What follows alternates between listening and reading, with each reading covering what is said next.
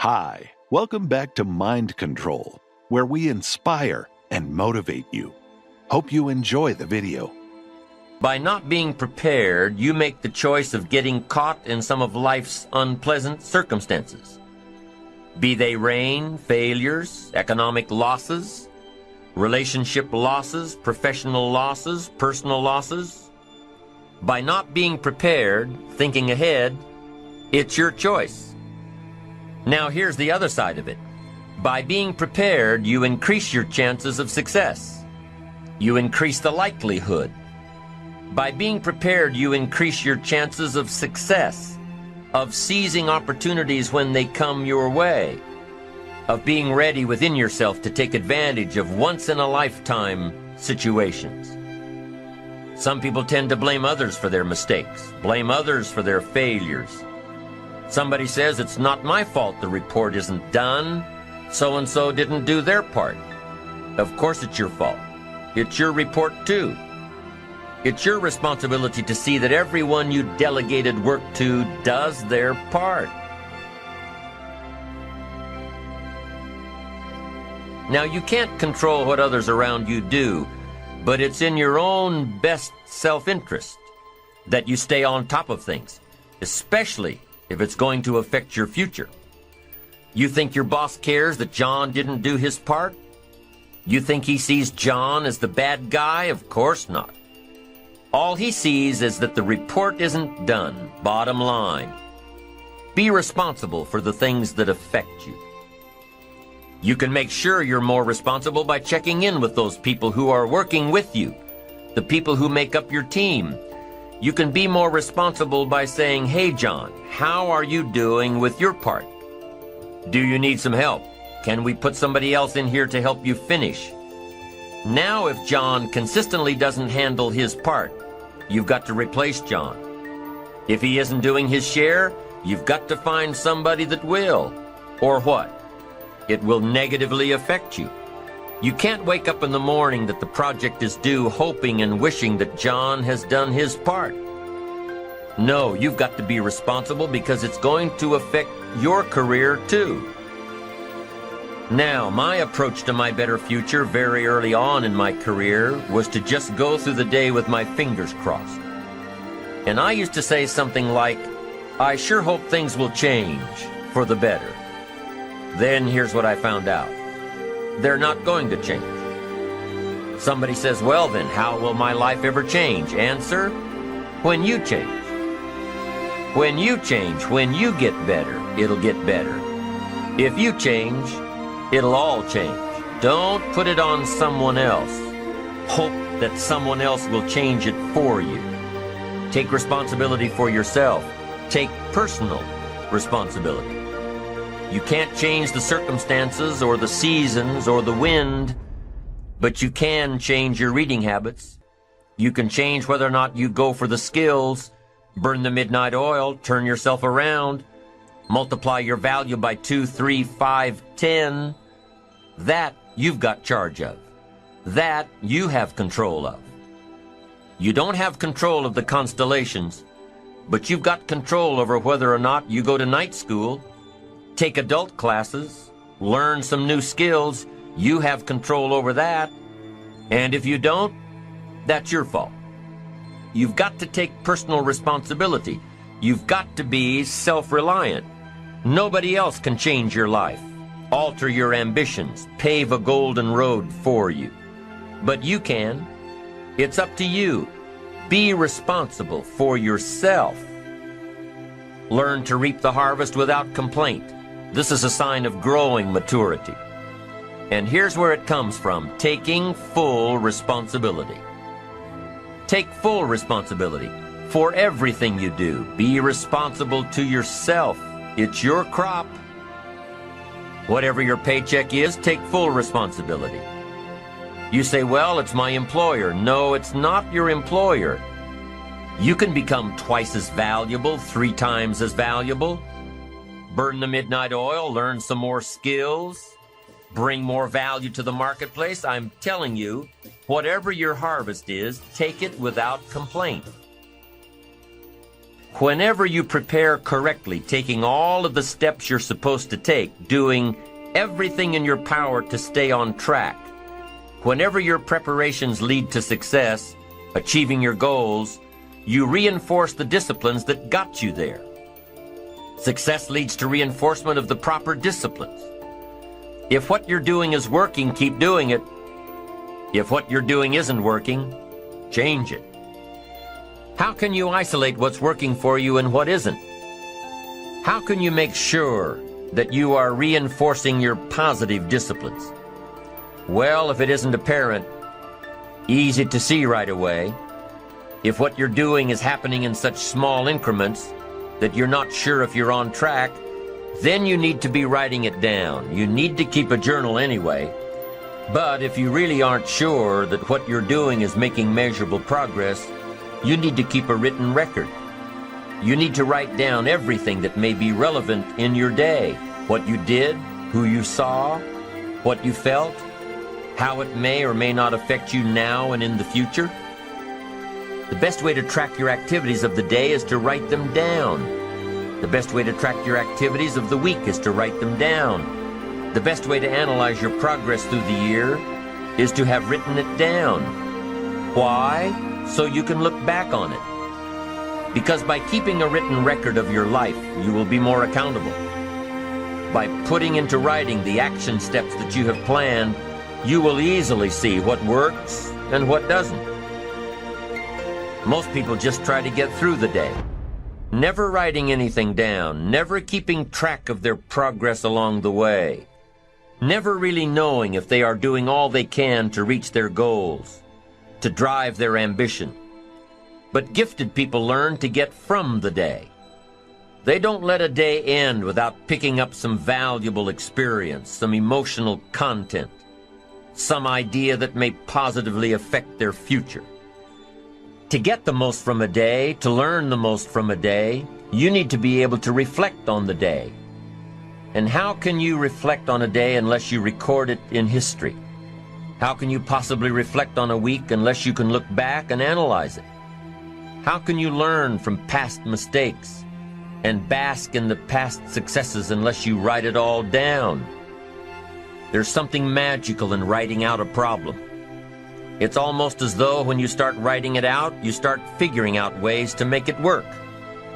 Perhaps the magic is that when you write it down, you can now be objective. You can start to see objectively where you fit into the picture. You can start to see if you are being responsible, if you are being self-reliant. You are pondering it. You are trying to figure it all out. The fact that it is now on paper actually creates a space between you and the problem. And in this space that you have created, now solutions have room to grow. You see, writing about events that occur helps you to understand exactly what is happening. When we describe life to ourselves only in our minds, our imaginations tend to feed back false information about how things are, distorted information. Sometimes our creativity can create scenarios that really don't exist at all, if we keep the information just in our mind. But by writing it all down, we now can become more factual, more accurate, more realistic, more logical. And then as we reread what we have written, we create a new picture in our mind. And once we see things as they are rather than how we think they are, we can see our way to make them better. It's all part of being responsible. It's all part of seeing things objectively in order to fully understand the steps that we must take to make things better. Let's take a few minutes to talk about the importance of knowing yourself enough to be your best cheerleader. You know, when you thought you were doing what you were supposed to do and were misinformed, the times you thought you had it all laid out and it just didn't work, the times when you burned the midnight oil day after day and it didn't seem to help, it didn't seem to change the end result. These are the times that you have to rely on your own self-encouragement. And there are two ways to use self-encouragement. Number one, take responsibility for the missed opportunity or the misrepresentation. Learn from the fact that even though your client wanted it one way and you presented it the right way, it didn't work. Be prepared for the letdowns that happen every so often. Know that this lost opportunity just sets you up better for the next one. Realize that you can make the necessary alterations next time. Make the changes that will make the difference. Study your mistakes and learn from them. Don't dwell on the mistakes. Acknowledge them. Learn from them. Encourage yourself that you're smarter than your bank account leads you to believe. The second way to use self-encouragement: remind yourself that you're bound to get better. Don't get down on yourself. Don't beat yourself up. It's the next opportunity that matters, not the last one, the next one. Now, the last one matters only in that you must learn from your mistakes. But the next one gives you the opportunity to show that you have learned from your mistakes. You can do it better next time. You just have to practice, practice, practice. Keep trying. Keep trying until what? Until you've got it down. If you figured out what went wrong last time, then you know how to make it right next time. If you figured out what it was in your presentation that didn't work, don't say that next time. If you figured out that the reason you didn't close the deal this time was because you didn't have all the facts and figures in place, have all the facts and figures in place next time. Don't beat yourself for messing up. Pat yourself on the back for figuring it out. You need to encourage yourself. You need to pump yourself up. You need to be your own cheerleader. Why? Because you can't wait and hope that someone else will come along and cheer you up, make you feel better, tell you that you'll do better next time. You have to rely on yourself. You have to have faith in yourself and your ability to figure out what works and what doesn't, what's right and what's wrong. You have to have the inner belief that everything you're doing for a positive outcome in the future. You have to encourage yourself with future successes. Number one way to use self-encouragement: take responsibility for missed opportunities and study your mistakes. Number two, don't get down on yourself. Encourage yourself with your future. Encourage yourself with your goals, your dreams, your ambition. Knowing that you've got a plan, knowing that you're taking the right steps, knowing that you're going to do it until. When you miss an opportunity, are unprepared for an opportunity, or suffer a setback while realizing your goals, when you miss out, you need to encourage yourself by immediately getting back into line. There's an old cowboy saying, fall off a horse 7 times, and you're a real cowboy. If you fall off a horse, get right back on. If you fall off track, get right back on. If you fall away from your disciplines, get right back to them. We'd like to thank you so much for watching till the end. Don't forget to share your thoughts in the comments section. Please also like, subscribe, and share this video with your friends and families. Please watch our other motivational videos. Thank you again.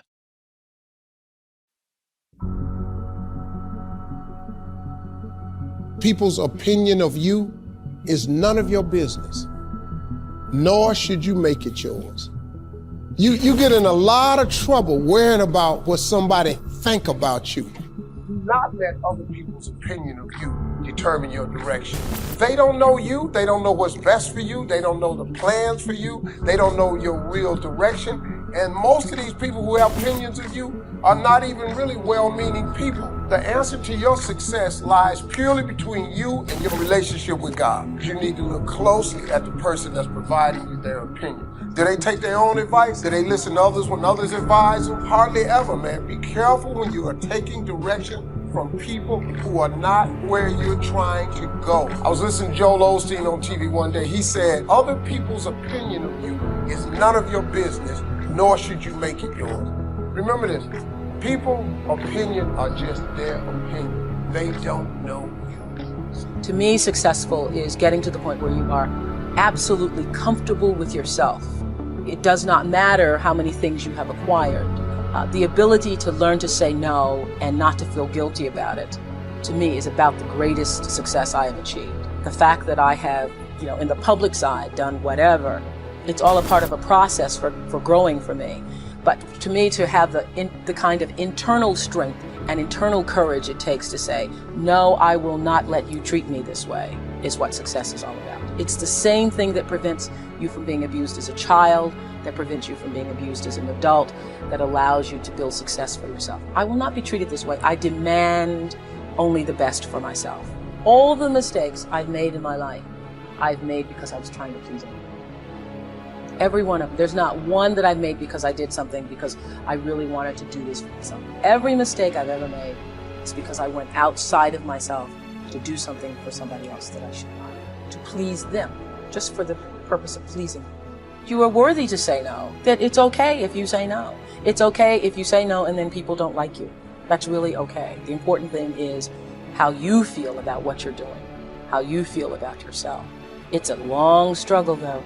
And I'm just hoping that, in the work that I do on the show and the speaking that I do around the country, and that young people who are watching this can get the lesson sooner than I did. Because it's painful, because you keep repeating it over and over and over. Here's another big one. Learn to say no.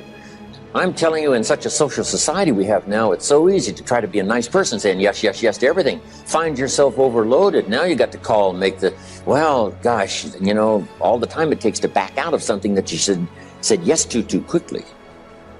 My friend Ron Reynolds says, don't let your mouth overload your back.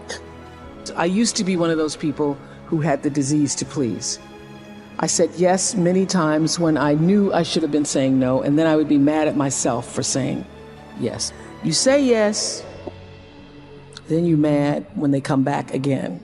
Because when you say yes, when you really mean no, people follow the intention of the yes. Because why do you say yes? You say yes because you don't want the person to be upset with you. They're not.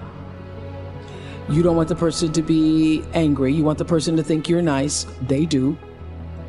And that is why they keep coming back. Nothing is showing up in your life that you didn't order there. So what I learned is that the reason why people keep showing up is because my intention is to make them think that I'm such a nice person, that you can ask me for anything, you can get me to do anything, I'm going to say yes, I'm going to say yes. So many times you will have angst and worry about things, and you will put yourself in a state when the other person really isn't even thinking about you. A lot of women have a disease to please, and a lot of women, I think I was in my mid-40s before I started to figure this out. You want to be successful, you want to do well, but you're so, just what she was talking about, you're so worried about what other people are going to say about it. I was saying earlier, you're worried about people saying who she thinks she is. I don't want people to think that I'm better than they are. I don't want people to think. How do you continue to move forward and live with the haters? I think that women are so loving and so nurturing and so giving, but here's the mistake that women and some men make as well. You cannot have a private relationship in a public arena.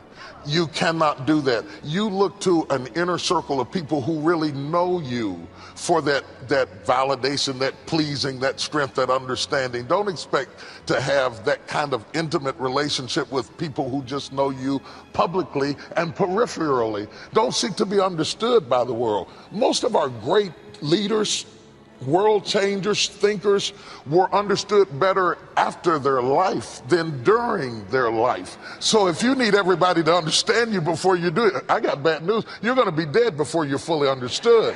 You better go ahead. You better go ahead and live on purpose and understand it's like a woman who's pregnant and goes to the doctor and says, I want to have this baby, but I don't want my ankles to swell. I don't want this mask on my face, and I don't want to gain any weight. And he's going to tell her there's no way you can have the baby because this goes along with it.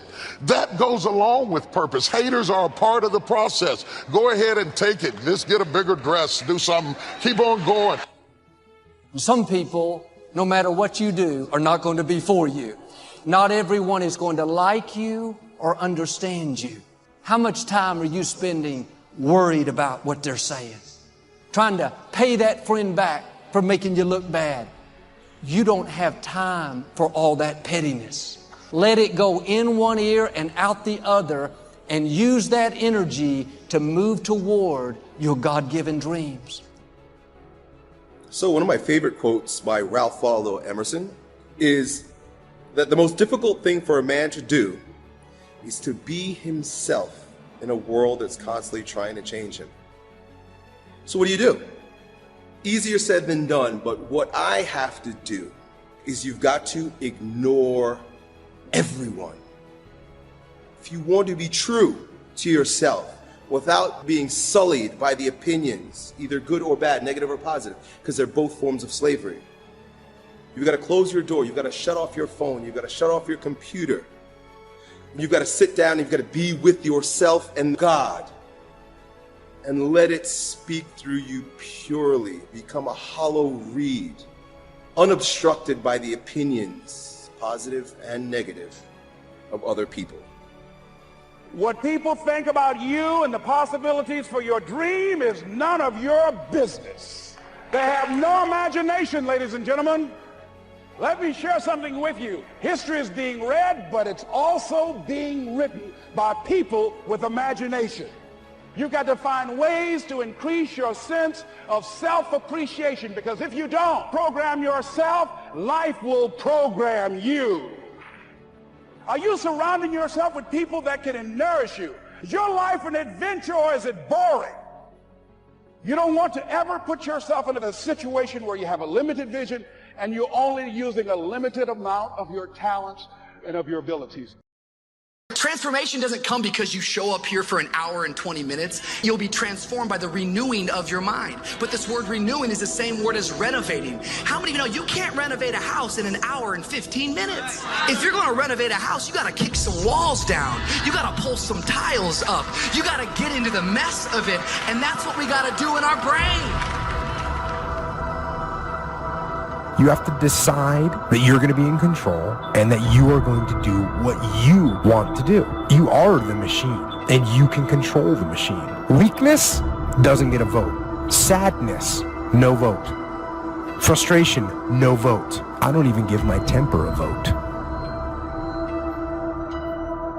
You have to learn how to shut your mind against strifeful thoughts. And as soon as they come, you need to say, this is going nowhere. I've been there, done that, and I'm going to change my mind, get in agreement with God, and let God take care of the situation. The next time that you're feeling weak or you're feeling lazy or you're feeling emotional, tell them you are declaring martial law on your mind. You're declaring mind control. And impose what you want on your brain and use that mind control to move your life where you want it to be. It's not about clearing out your closet.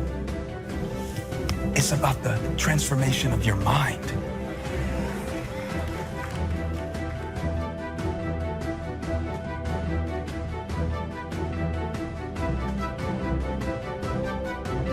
Do not be conformed to this world, but be transformed by the renewing of your minds. Do you have a mind to change? Do you have the mindset to be blessed? You have to decide to be blessed.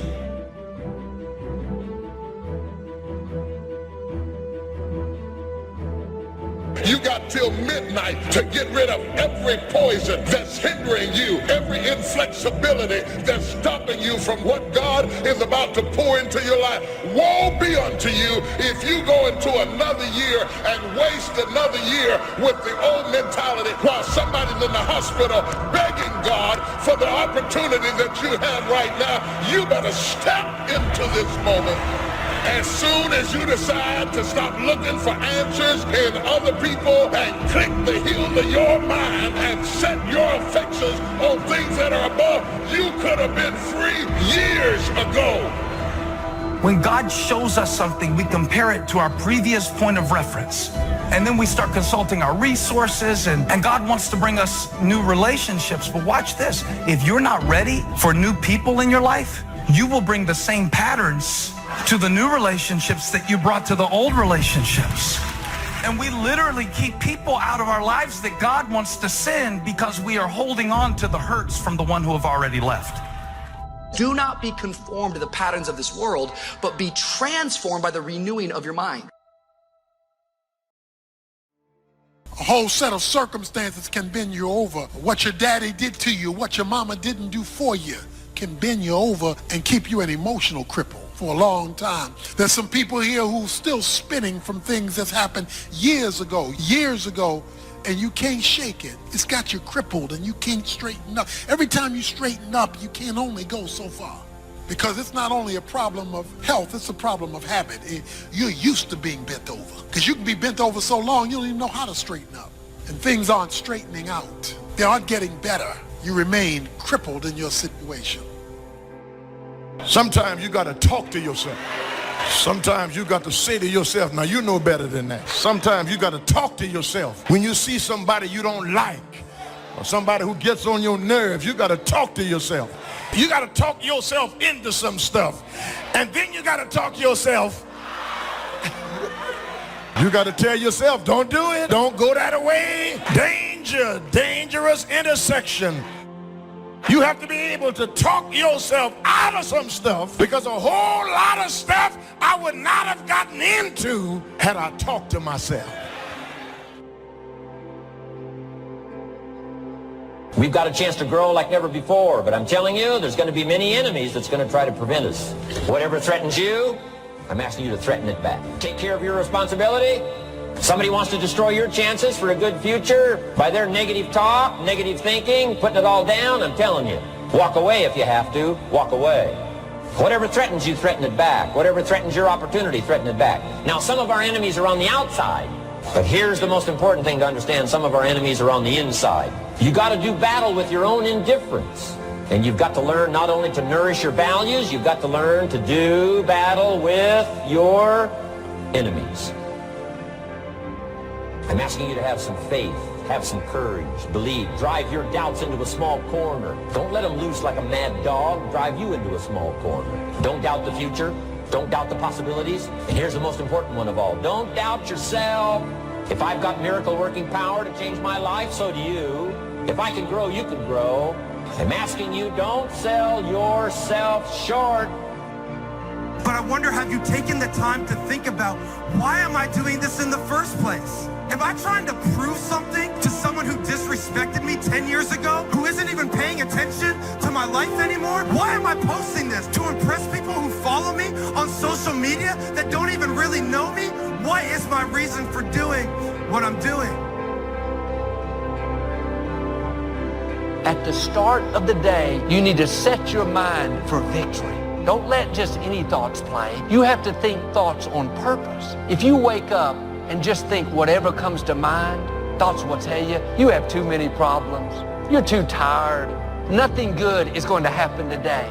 If you don't set the tone for the day, negative thoughts will set them for you.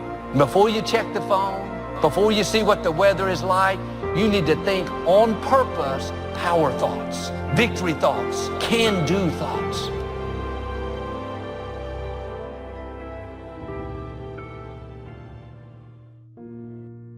No matter what happens to you, it ain't over. As long as God wakes you up, that means he ain't through with you yet. And if he wakes you up, you got a shot to correct it and get it right. And he kept waking me up. So I figured, okay, God wakes you up. That also means that he has something for you that you've yet to receive. You could take my car, I could get another one. You could take my house, I could get another house. But when you take my time, you have taken something from me that is totally irreplaceable.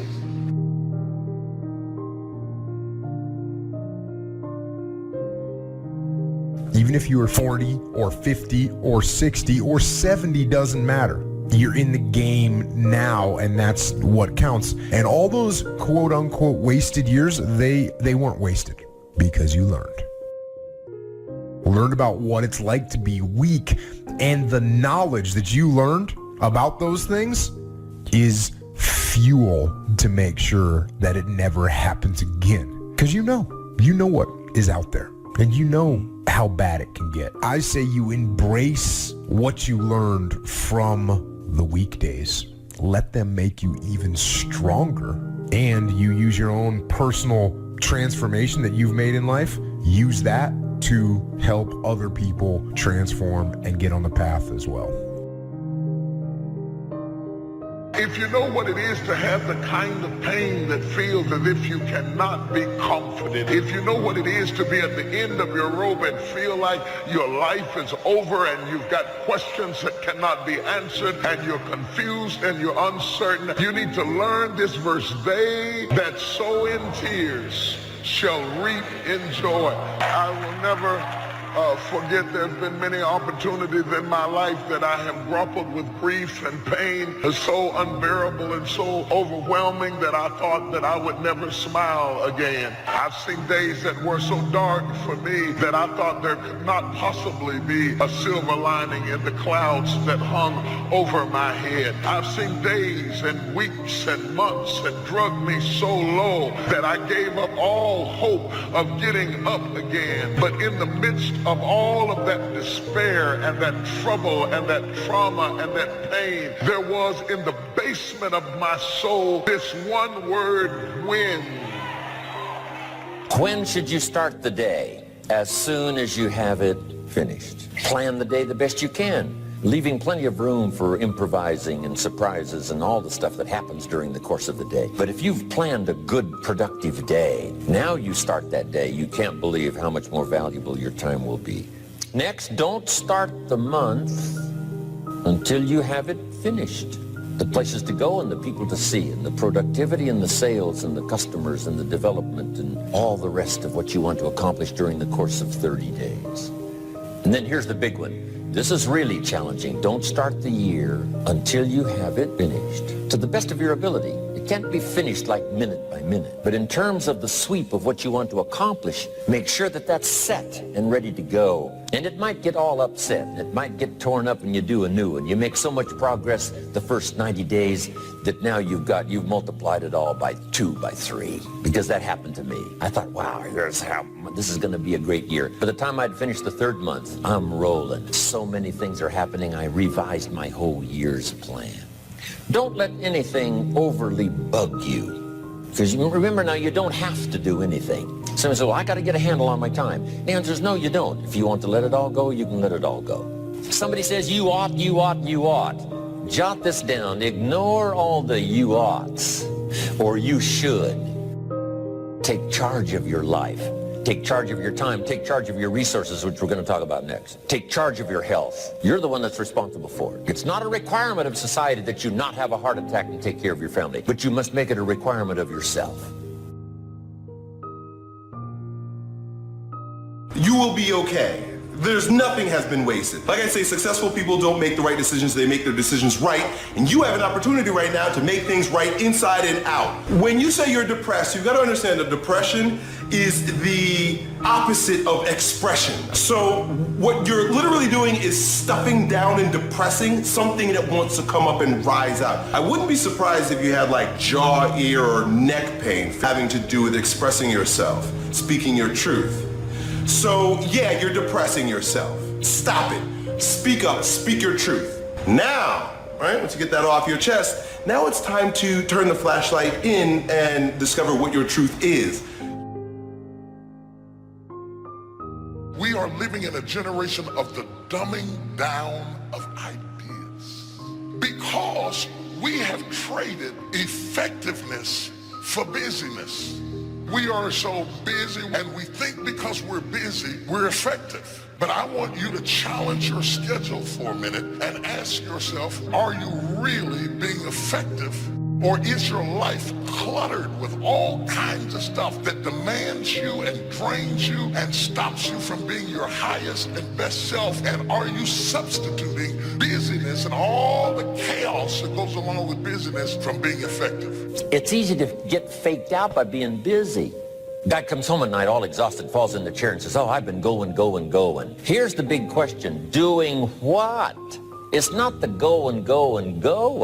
Some people are going, and they're doing figure eights. So don't mistake movement for achievement. There's a lot of things you could take from me and I could make it. You could take my suit, I got another one. You could take my car, I could get another one. You could take my house, I could get another house. But when you take my time, you have taken something from me that is totally irreplaceable. We do everything except the most important thing is to value our time. It takes time to be creative. You were meant to be creative. You have creativity. If you had time, you would be creative. Better have a valued goal, because otherwise you can't get any positive motivation working out. And so the more valuable the goal, in principle, the more the micro processes associated with that goal start to take on a positive charge. Well, you get up in the morning and you're excited about the day, you're ready to go. What you do is you specify your long-term ideal. You do that in some sense as a unique individual. You want to specify goals that make you say, if that could happen as a consequence of my efforts, it would clearly be worthwhile.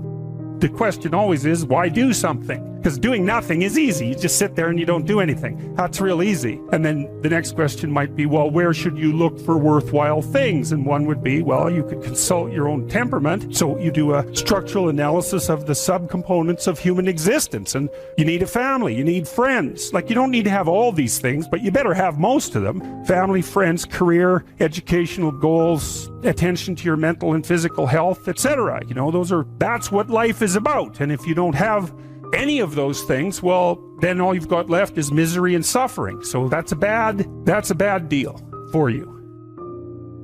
Don't mistake courtesy for consent. If somebody's pleasant and they nod, you say, oh, they're going to buy. No, they're courteous. You can't mistake courtesy for consent. Now, here's a big one, concentration. I had to learn this. All those years ago, I'm in the shower trying to compose a letter. Found it turns out to be a strange letter. So here's what I learned to do. Save the work till you get to the office. Save the work till you get to the work. Don't try to get to the office on the way to work. On the way to work, enjoy the way. In the shower, enjoy the shower. Then go to work when you get to work. Concentration. Learn to say no. I'm telling you, in such a social society we have now, it's so easy to try to be a nice person, saying yes, yes, yes to everything. Find yourself overloaded. Now you got to call and make the, well, gosh, you know, all the time it takes to back out of something that you said yes to too quickly. Here's what might be better. I don't think so, but if that changes, I'll call you. Little things you can use not to overcommit yourself. But once you set up that goal structure, let's say, and that's really who it is that you're trying to be, you aim at that. And then you use everything you learn as a means of building that person that you want to be. And I really mean want to be. I don't mean should be, even those things are going to overlap. That's fine, except you'll fail all the time then. You just won't know it until you've failed so badly that you're done. And that can easily happen by the time you're 40. I would recommend that you don't let that happen. Okay, so once you get your goal structure set up, you think, okay, if I could have this life, looks like that might be worth living. Anxiety-provoking and threatening, and there's going to be some suffering and loss involved and all of that. The goal is to have a vision for your life such that, all things considered, that justifies your effort. Then you turn down to the micro routines. It's like, okay, well, this is what I'm aiming for. How does that instantiate itself day to day, week to week, month to month? And that's where something like a schedule can be unbelievably useful. It's like, make a damn schedule and stick to it. It's not a bloody prison. Set the damn schedule up so that you have the day you want. That's the trick. It's like, okay, I've got tomorrow. If I was going to set it up so it was the best possible day I could have, what would it look like?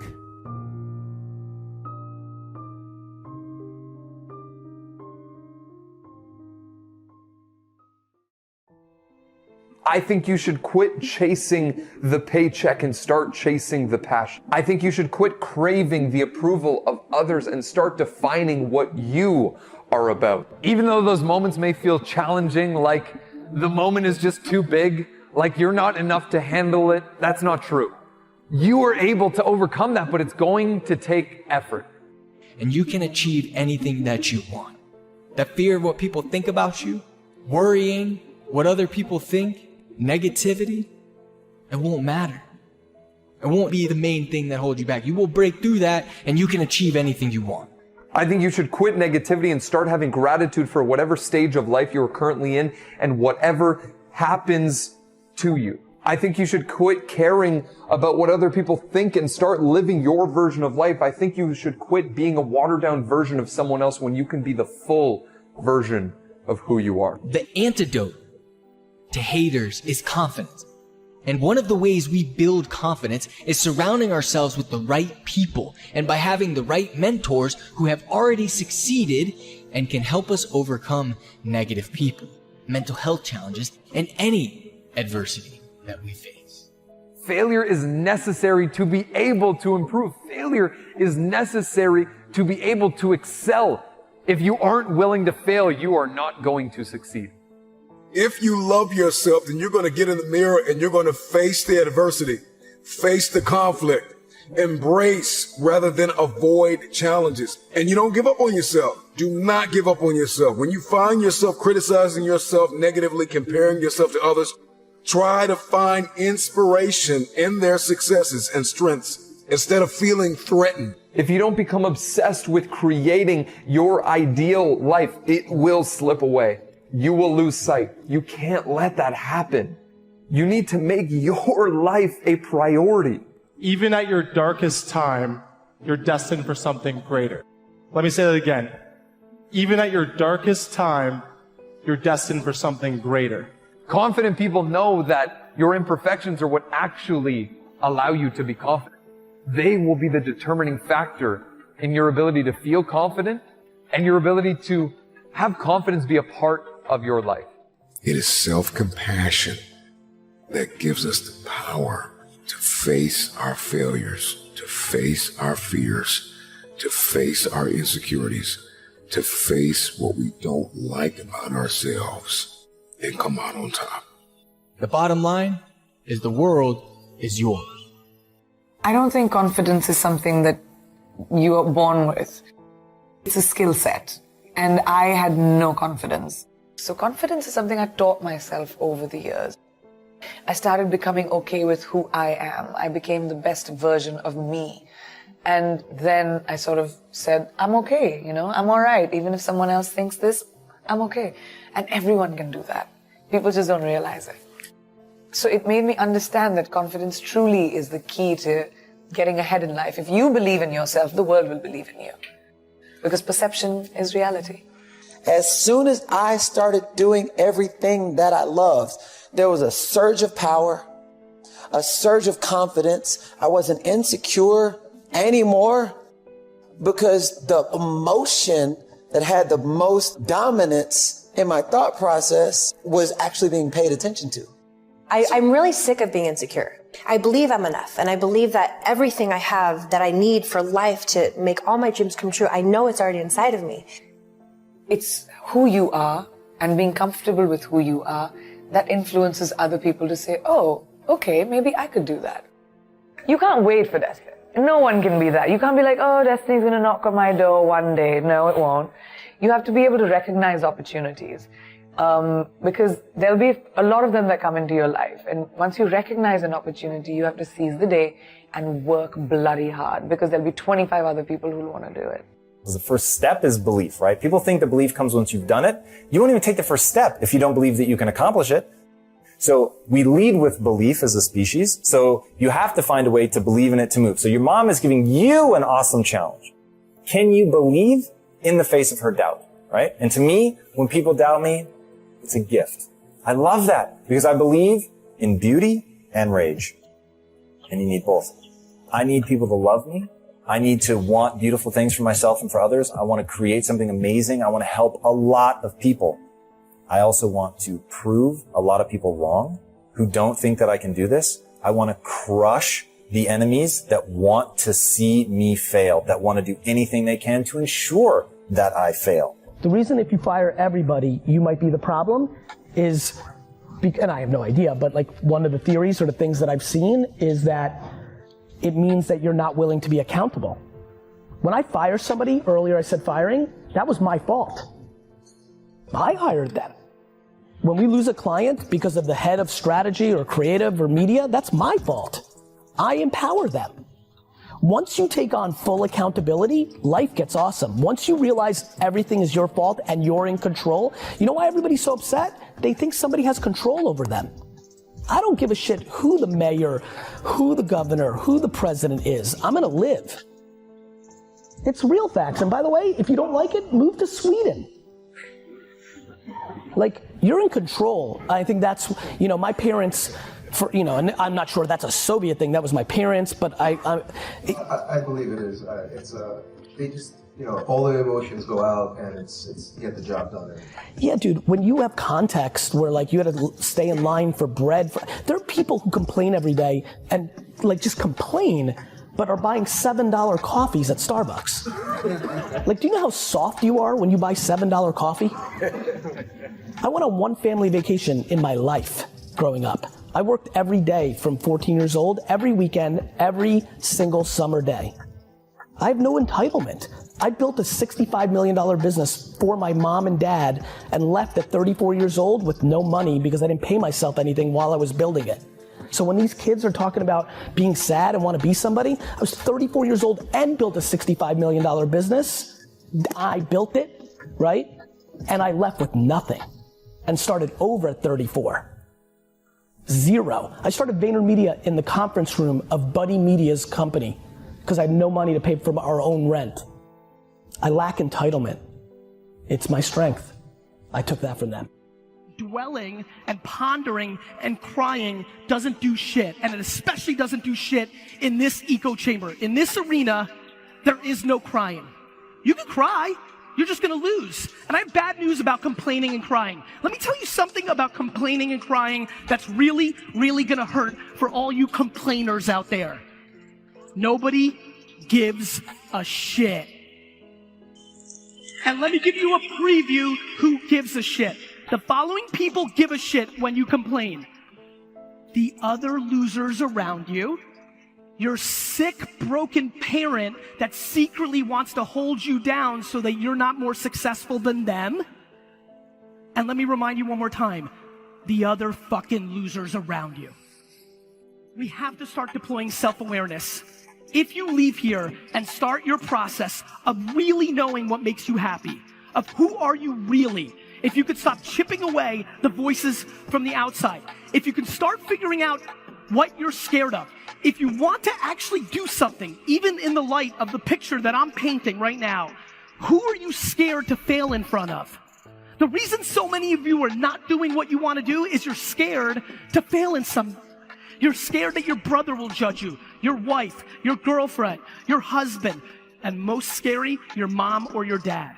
You need to eliminate that and/or own that fear and put yourself in a position to succeed. Because with all of this, we are now in the greatest era. For the first time ever, with no fucking money, with no goddamn connections, this can put you on the map. If you're good enough, if you are good enough to be up here, to make bling bling, if you are good enough, nobody's stopping you. Not fucking Donald Trump, not the fucking Russians, nobody.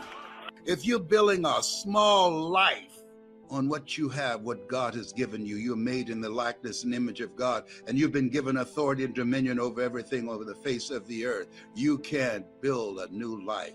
You can fit a new life, an expanded life in a small mind. You have something special. You have greatness in you. Visualize the life that you want to create. Make the commitment, make up your mind to make a radical change in your behavior, knowing you don't get in life what you want, you get in life what you are. Look at your relationships and ask the question, what kind of person am I becoming because of this relationship? What is it doing to me? Am I growing mentally and emotionally and spiritually and financially? What is this relationship doing to me? Am I a better person because of this relationship? Does this person hold me accountable to a higher standard? Do this person, what do they bring the best out of me?